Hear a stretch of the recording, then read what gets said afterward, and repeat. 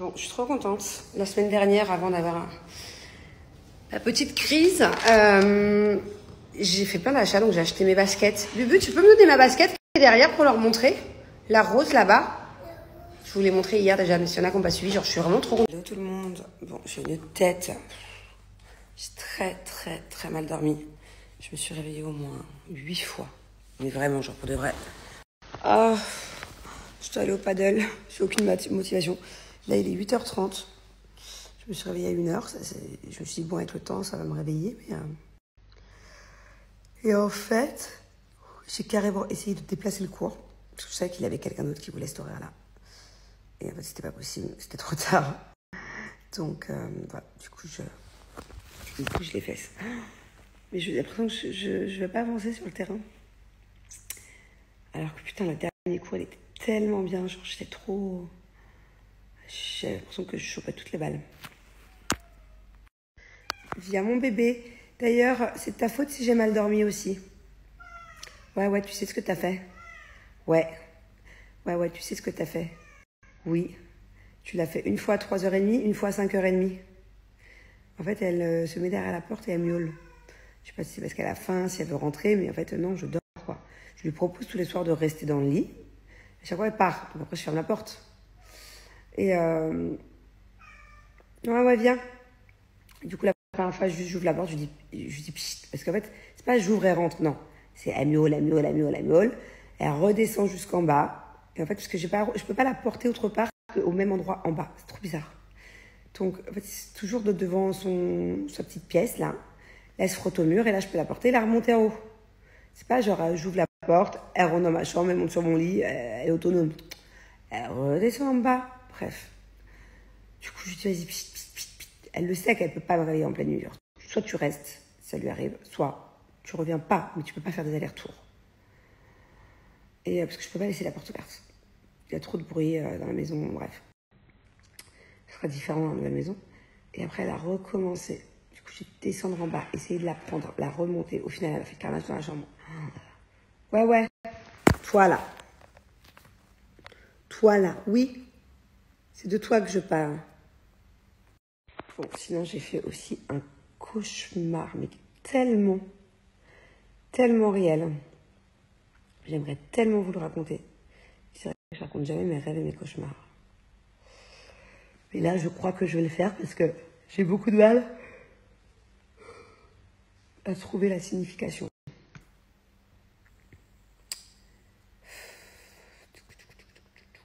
Je vais vous le raconter. Je monte dans la voiture et je vais vous le raconter. Attends, je déteste ça.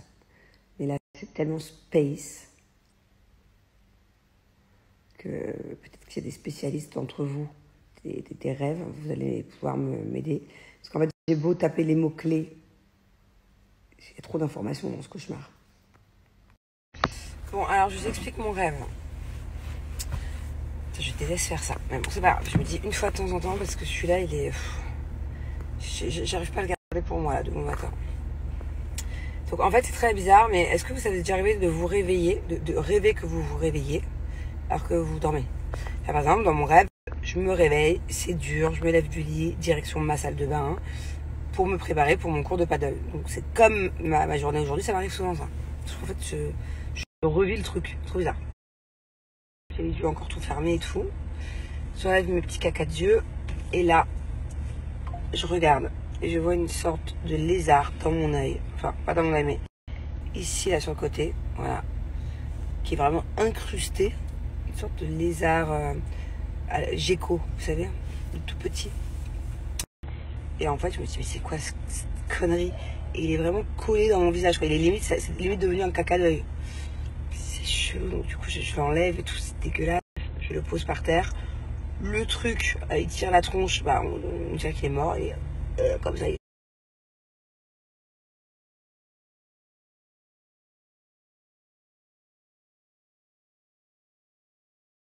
je le pose par terre. Le truc, il tire la tronche, bah, on dirait qu'il est mort, et comme ça, il est tout aplati. Tout, bon. D'accord. Du coup, j'ai voilà, qui est vraiment incrusté, une sorte de lézard gecko, vous savez, tout petit. Et en fait, je me suis dit, mais c'est quoi cette connerie? Et il est vraiment collé dans mon visage, quoi. Il est limite, c'est limite devenu un caca d'œil. C'est chelou, donc du coup, je l'enlève et tout, c'est dégueulasse. Je le pose par terre. Le truc, il tire la tronche, bah, on dirait qu'il est mort, et comme ça, il est tout aplati et tout. Bon. Ça, jusque-là, le rêve est bizarre, non? On est d'accord. Du coup, j'appelle Thiago, j'appelle Julien, venez voir, il y avait un lézard dans mon œil.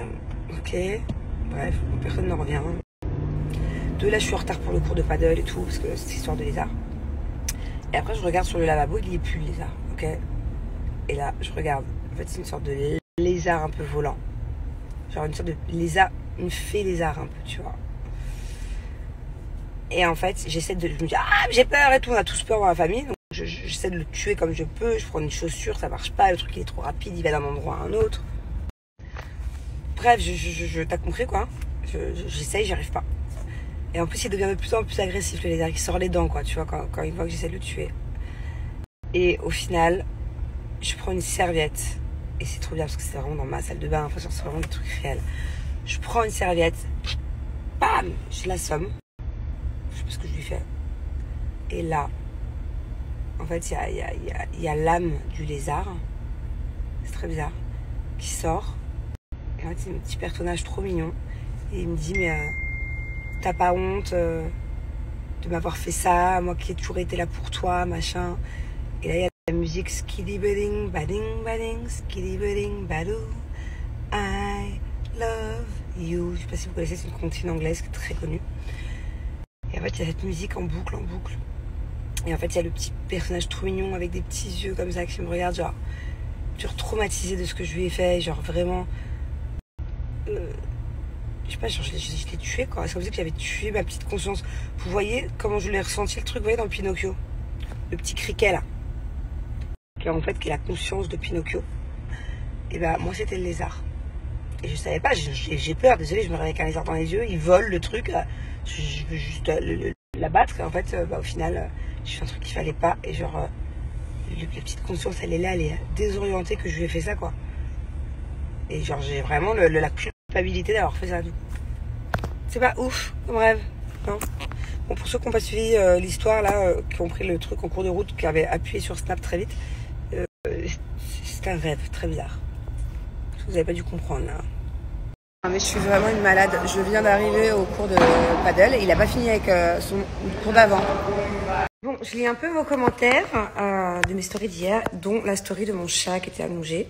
Tout le monde me dit elle est enceinte, elle est enceinte. C'est vrai qu'elle a un énorme ventre. Franchement, moi aussi je trouve ça un peu inquiétant. Et en fait, elle peut pas être enceinte puisque quand je l'ai trouvée dans la rue, elle avait déjà été stérilisée. En fait, ici, il y a des associations qui attrapent les chats des rues et qui les stérilisent. Et comment est-ce qu'on le sait? Parce qu'en fait, quand c'est comme ça, ils coupent un petit bout de l'oreille pour savoir en fait quel chat de la rue a déjà été opéré. C'est pour ça qu'elle a une oreille pointue, une oreille un peu plus droite.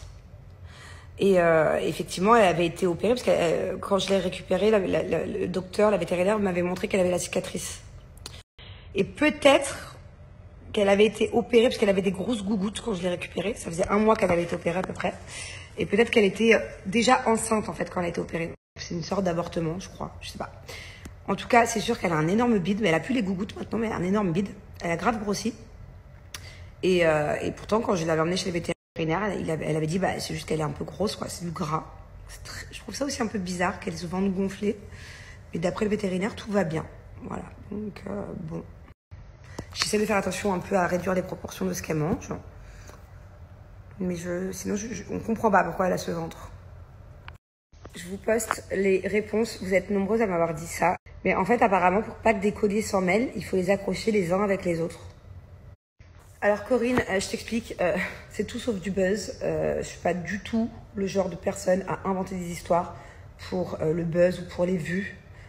Au contraire, limite, une fois que mes mauvaises passes sont passées, je culpabilise un peu d'avoir tout montré. Mais comme je vous l'ai dit, d'un autre côté, bah voilà, c'est la vraie vie en fait. Donc je vous montre les bons, les mauvais moments.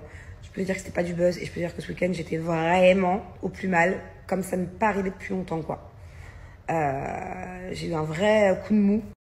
Donc non, voilà, je te confirme que c'était pas du tout du buzz. Et d'ailleurs, maintenant que ça va mieux, Oui, ça va déjà mieux. Alors déjà, il faut savoir un truc, c'est que moi, quand j'ai des bads dans ma vie, même quand j'ai vécu avant Julien, quand j'avais des relations, j'ai très longtemps en couple avant Julien, mes ruptures, j'étais au plus mal. À chaque fois, c'est la phase des 5 jours, par exemple.